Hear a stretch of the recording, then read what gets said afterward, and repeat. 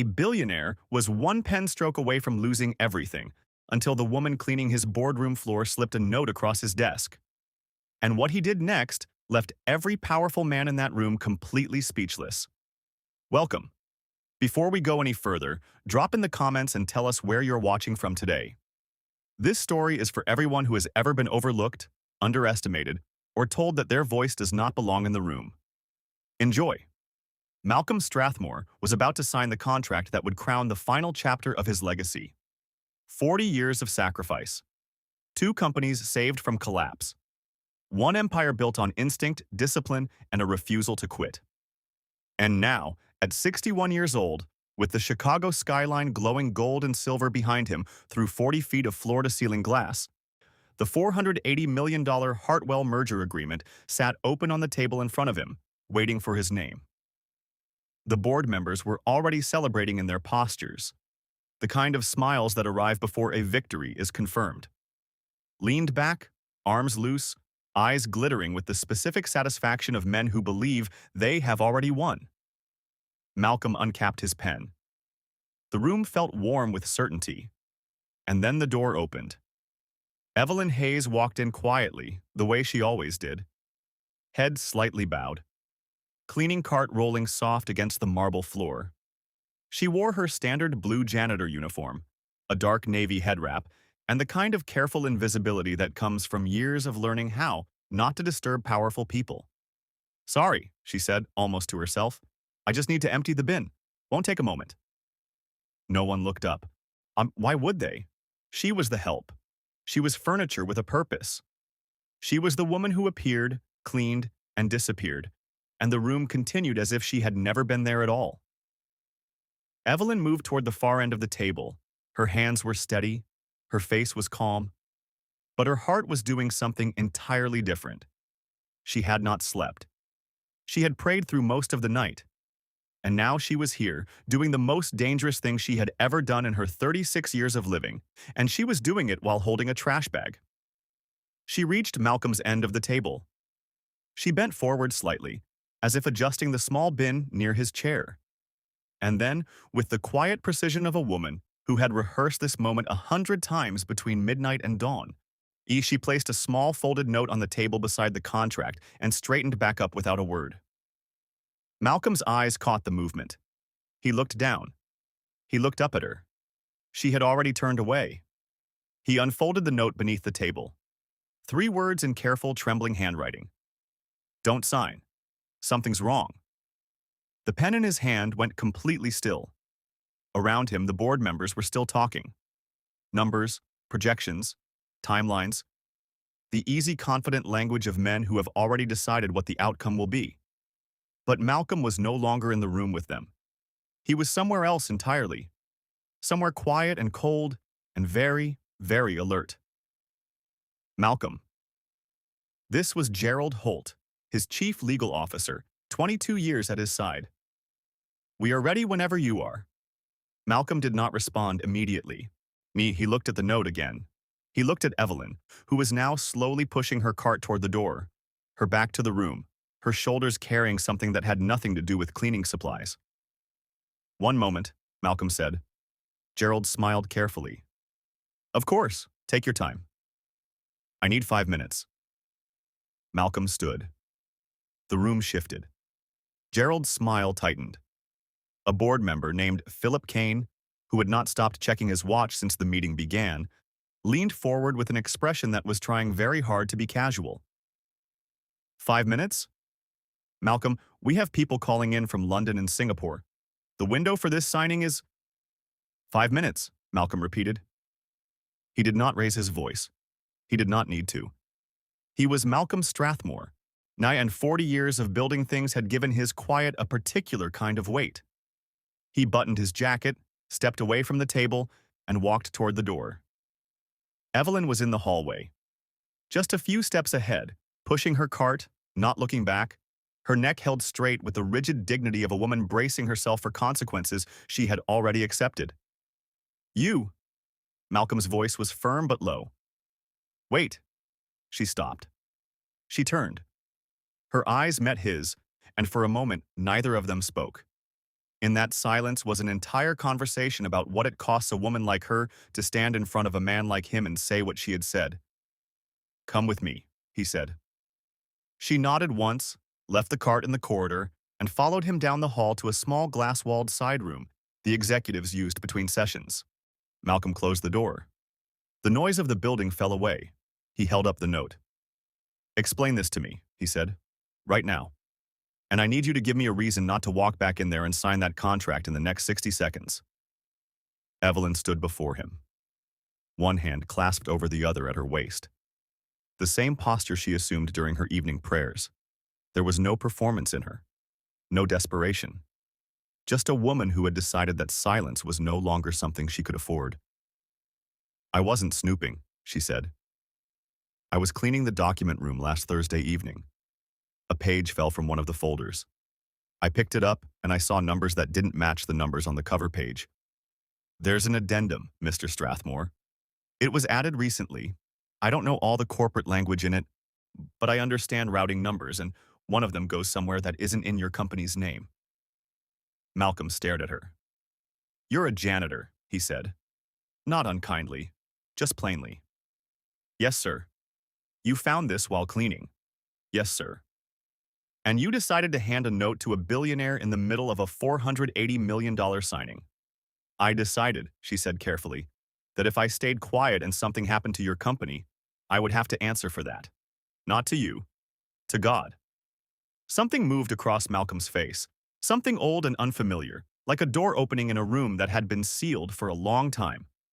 He crossed his arms. "Do you have anything beyond what you saw?" "I have a recording," she said. "I didn't mean to make it. I was in the storage corridor 2 weeks ago, and two of the executives didn't know I was there. They argued. I heard enough that I turned on my phone without thinking. I have kept it because I felt I was supposed to keep it." Malcolm was quiet for a long moment.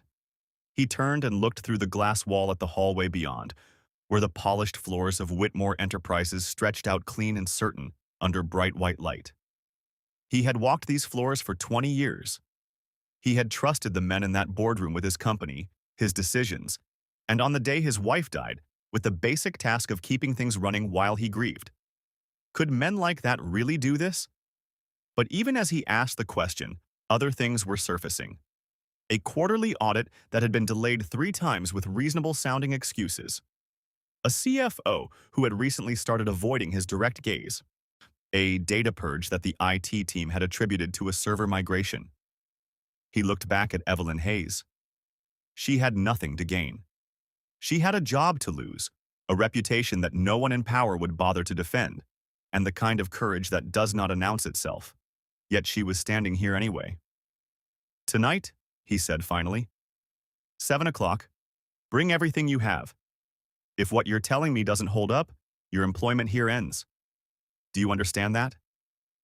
"I understand it," she said quietly. "I understood it before I wrote that note."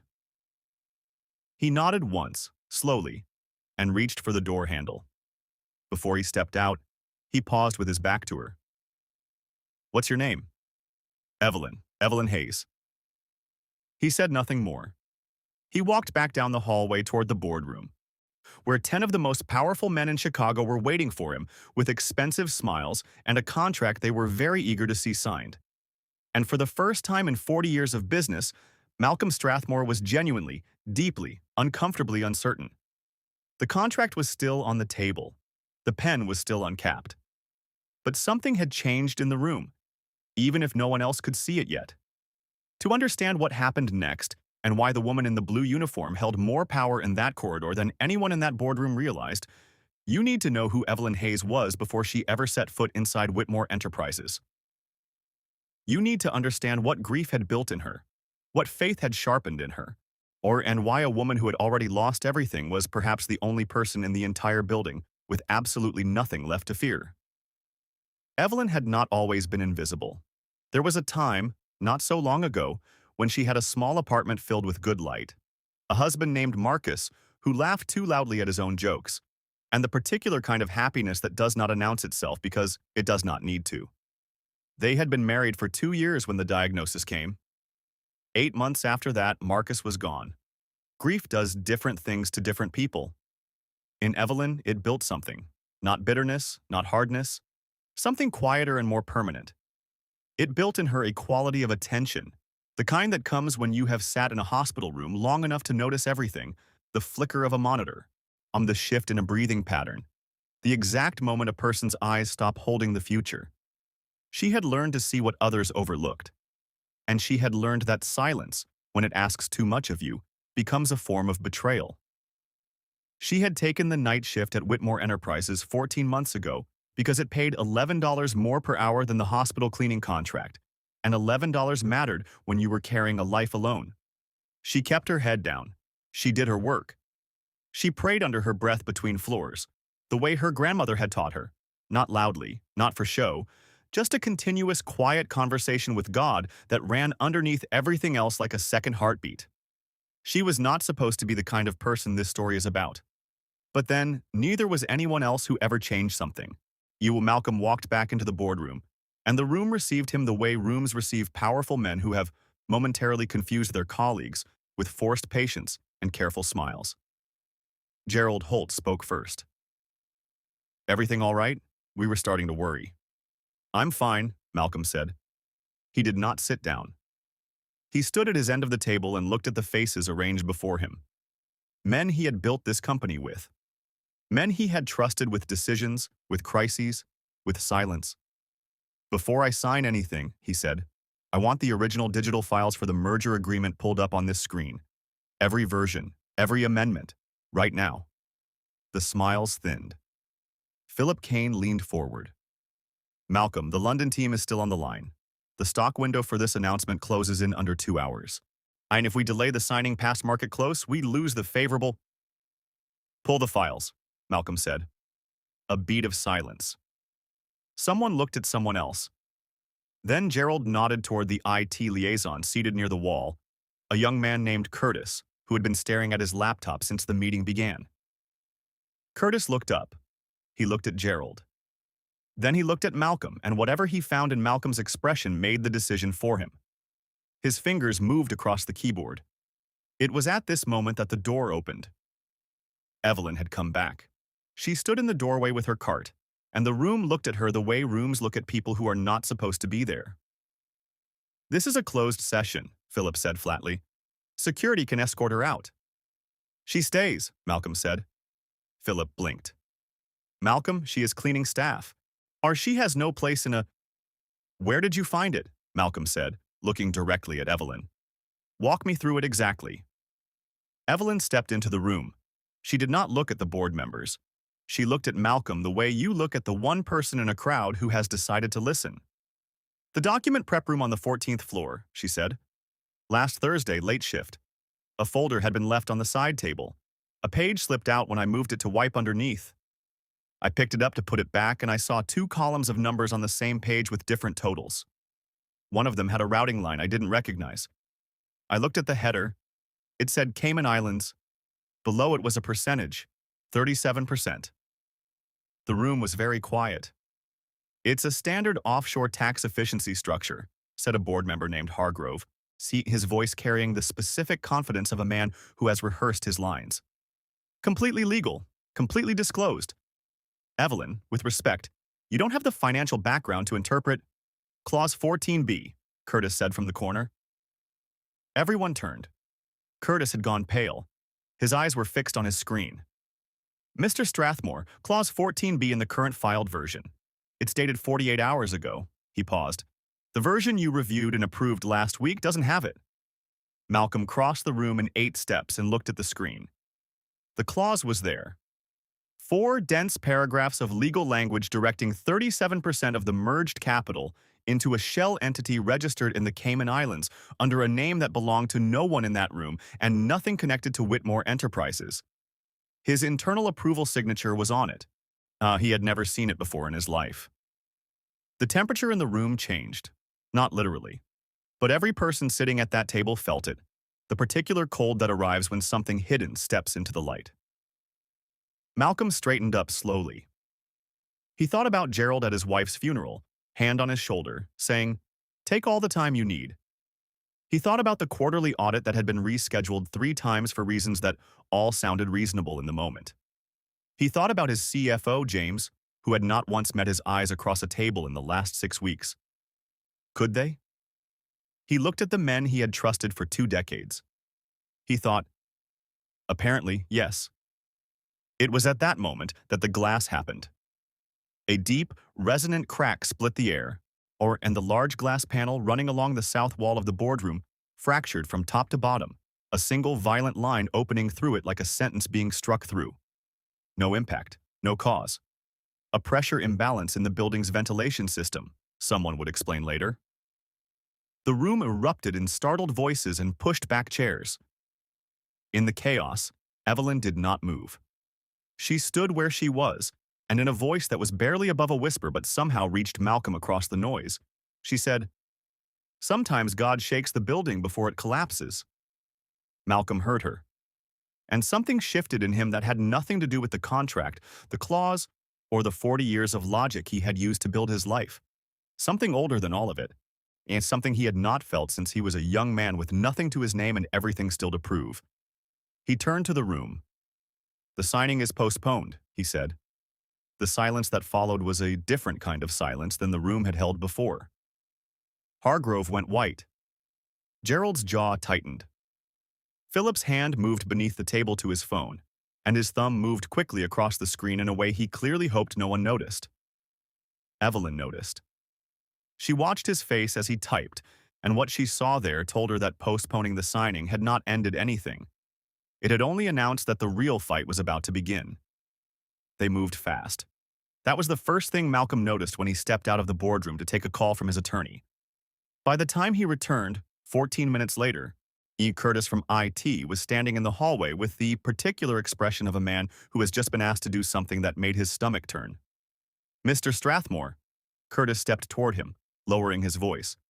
"Someone submitted a remote deletion request for the merger file versions about 7 minutes ago. I didn't execute it, but the request came from inside this building." Malcolm looked at him for a long moment. "Save everything," he said quietly. "Every version, every timestamp. Copy it to my personal server. Tell no one." Curtis nodded and disappeared. Malcolm walked back into the boardroom. Gerald was already talking before the door closed behind him. The explanation was smooth and well-constructed, the way explanations are when they have been prepared in advance. There had been a filing error. An accounting assistant on the 14th floor, a young woman named Priya, who had been with the company for 8 months, had apparently inserted the addendum without authorization while processing document revisions. A regrettable mistake. Already being investigated. Priya had been placed on administrative leave. Malcolm listened to all of it without expression. Then, Philip Kane stood up. "Malcolm, I want to speak plainly." He straightened his cufflinks in the way men do when they are about to say something they have decided to frame as generosity. "This situation has been stressful. The scrutiny, the pressure of a merger this size, it takes a toll. I want to propose something.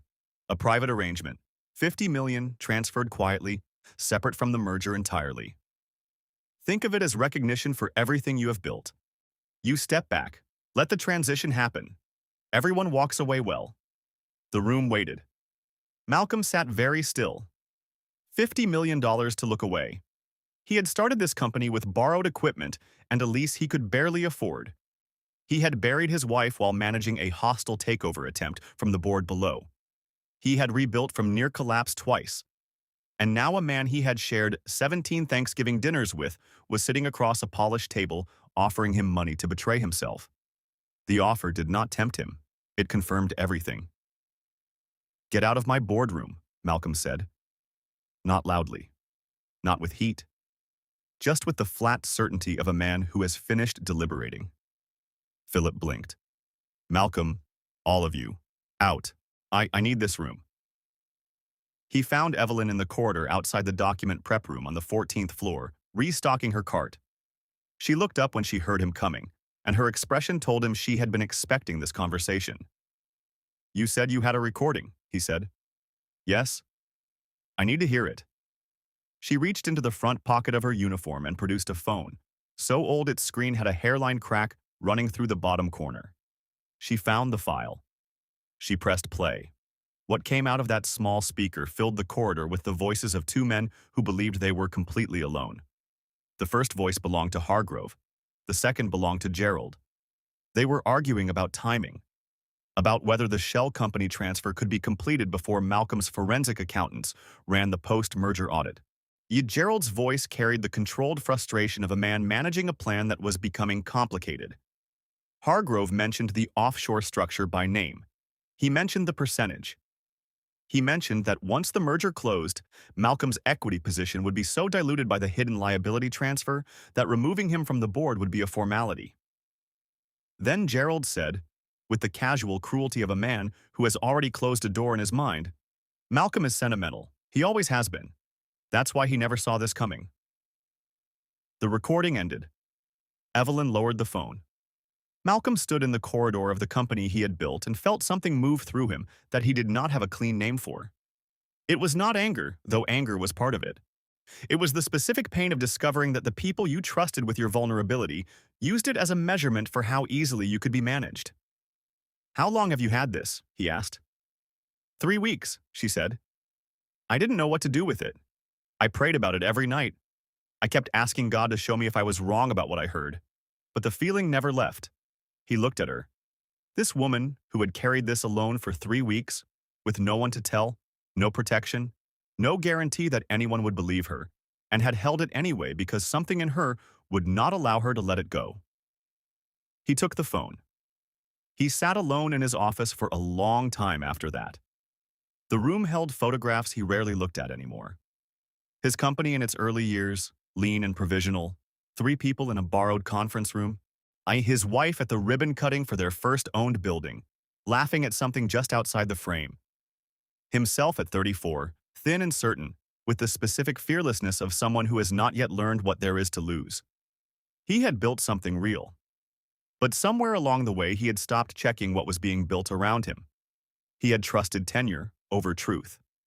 He had let loyalty become a substitute for discernment. He had looked at men who smiled at him across tables and assumed that proximity to his success made them aligned with his integrity. He stood up. He walked to the center of the room. And then Malcolm Strathmore, 61 years old, billionaire, self-made, twice rebuilt, did something he had not done since the night his wife's doctors told him there was nothing left to try. He got down on his knees. He did not pray for the company. He did not pray for the money or the merger or the outcome. He prayed for clarity, for the ability to see clearly and act rightly and not flinch from what that cost. He stayed there until something in him settled. Then he stood up, straightened his jacket, and called an emergency board session. The room filled within 20 minutes. Malcolm stood at the head of the table. He did not sit down. He connected his phone to the room's speaker system without explaining why. He pressed play. Gerald's voice filled the boardroom. Then Hargrove's. Then Gerald again, saying the word sentimental with the ease of a man who had never once considered that the walls of a building hear everything. The faces around the table did not move for a long moment. Then they moved too much. Our glances exchanged, chairs shifting, the visible scrambling of people recalculating their positions. Malcolm let the recording finish. He projected Clause 14b on the screen behind him. He let that sit too. Then he said, quietly and without drama, "Gentlemen, explain." No one did. Hargrove started to speak twice and stopped both times. Gerald looked at the table. Philip's face had gone the particular gray of a man watching an exit close. Security arrived within 4 minutes of Malcolm's call. 2 executives left the room escorted. 3 others resigned before security reached them, submitting their letters from their phones before they had even stood up from their chairs. The news moved through the building the way news always moves, faster than it should and quieter than it deserves. By the time the whispers reached the lower floors, the shape of the story had already formed in the telling. The janitor, the note, the billionaire who listened. Evelyn heard none of it directly. She was on the 9th floor, running a mop along the baseboards of an empty hallway, her earbuds in, her lips moving slightly in the way they always did when she was praying, or perhaps singing, or perhaps both. Malcolm saw her from across the atrium when he stepped out of the elevator. He stood there for a moment, jacket over one arm, the weight of the afternoon still on him, watching a woman who had risked everything she had, which was not much, to protect something that was not hers, which was everything. He did not call out to her. Not yet. He simply watched. And for the first time in a very long time, Malcolm Strathmore understood the difference between knowing someone's name and actually seeing them. He did not call the assembly immediately. He waited 2 days. Not from hesitation, but from the particular discipline of a man who has learned that the most important things deserve to be said correctly.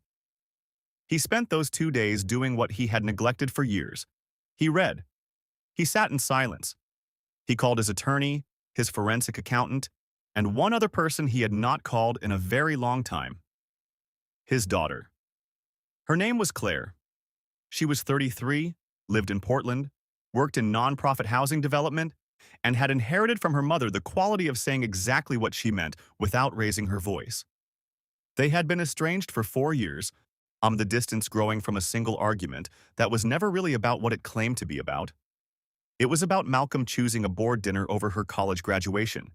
It was about every time Power had been given the seat that should have belonged to Presence, she answered on the third ring. He did not start with an explanation. He did not begin with the merger or the fraud or the events of the last several days.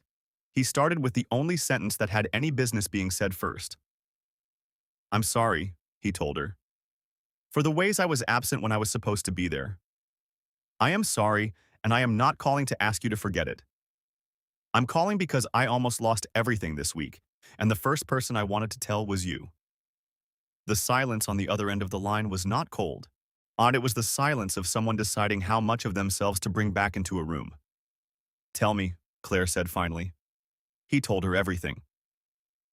The company assembly was held on a Thursday morning in the atrium of Whitmore Enterprises, where the building opened into a wide, marble-floored space that could hold 400 people. It held 312 that day. Every floor had sent people down. Some had come without being asked, drawn by the particular gravity of a moment that everyone in the building could feel without being able to name. Malcolm stood at the front without notes. He was wearing his standard dark suit, but something about his posture was different from the man who had sat at the head of that boardroom 3 days ago. That man had carried himself with the sealed certainty of someone who had already decided all the important questions. This man stood with his hands at his sides and his face open in a way that Power usually teaches people to close. He spoke without preamble. 3 days ago, I almost signed a contract that would have transferred hundreds of millions of dollars out of this company and into the hands of people who built their careers pretending to serve it. I did not catch it. I want to be honest with you about that. I missed it because I had stopped looking. I trusted tenure over truth. I trusted the appearance of loyalty over the evidence of character. I told myself that the instincts that built this company were no longer necessary because I had surrounded myself with people I believed had earned my trust. He paused. I was wrong about what trust requires. The atrium was completely still. I am telling you this not because it is comfortable, but because the thing that saved this company deserves to be told correctly. And that thing was not a lawyer. It was not an audit. It was not a system I built or a policy I implemented. He turned slightly. "Evelyn," he said, "will you come forward, please?" At the edge of the gathered crowd, near the corridor that led back to the service area, Evelyn Hayes stood in her blue uniform. She had not known this was coming. Malcolm had told her only that her presence was requested at the assembly, not why, not what he intended to say. She did not move immediately. The person beside her, another member of the cleaning staff, touched her arm gently. "Go," the touch said. Evelyn walked forward. The crowd parted without being asked to. She walked through 300 people who watched her with the particular attention reserved for someone who has done something that most people privately wonder if they themselves would have been brave enough to do. She stopped beside Malcolm. He looked at her, and then he looked at the room. "This woman saved Whitmore Enterprises," he said, "not because it was her job, not because she had anything to gain. Because she saw something wrong and she decided that her silence would cost more than her fear." He let that land. Then he turned to face her directly, in front of everyone. "I would like to offer you a position in corporate ethics oversight. A role that does not yet exist in this company because this company has not yet understood that it needed one. I would like to fund your education in any direction you choose, and I would like to ensure that you never again have to choose between financial security and doing what is right. Evelyn looked at him for a long moment. I don't want power, she said. Her voice was steady and clear and carried to every corner of that atrium. I just want honesty. A sound moved through the crowd. Not quite applause, something quieter and more sincere. I'm not offering you power, Malcolm said. I'm offering you influence. There is a difference. Power takes, influence protects. This company needs someone who understands that difference better than anyone in this building. That is you. She considered this. Then she nodded once. And the atrium responded the way people respond when they have witnessed something true. The restructuring took 60 days. Malcolm brought in independent auditors and made their reports public to every employee. He established a protected reporting channel that allowed anyone in the building, from the executive floor to the overnight cleaning staff, to flag concerns without fear of consequence. He revised the governance charter to require board decisions above a certain financial threshold to carry third-party verification. He also called Claire back. And then again the following week. And the week after that. The evening after the assembly, Whitmore Enterprises was quiet, in the way large buildings are quiet when the day has finally finished with them. The cleaning staff moved through the upper floors in their steady, unhurried rhythm. Evelyn was in the boardroom. She moved her mop along the floor beneath the long, polished table, working around the chairs, past the screen where 3 days ago a hidden clause had been projected for a room full of men whose faces had drained of color. The cracked glass panel along the south wall had been replaced.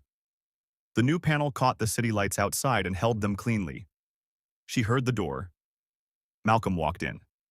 No jacket, no tie. The top button of his shirt opened in the way that said the day was done, and he was no longer performing anything for anyone. He stood near the door for a moment, watching her work, and she did not stop because she had never been someone who stopped working simply because someone important was watching.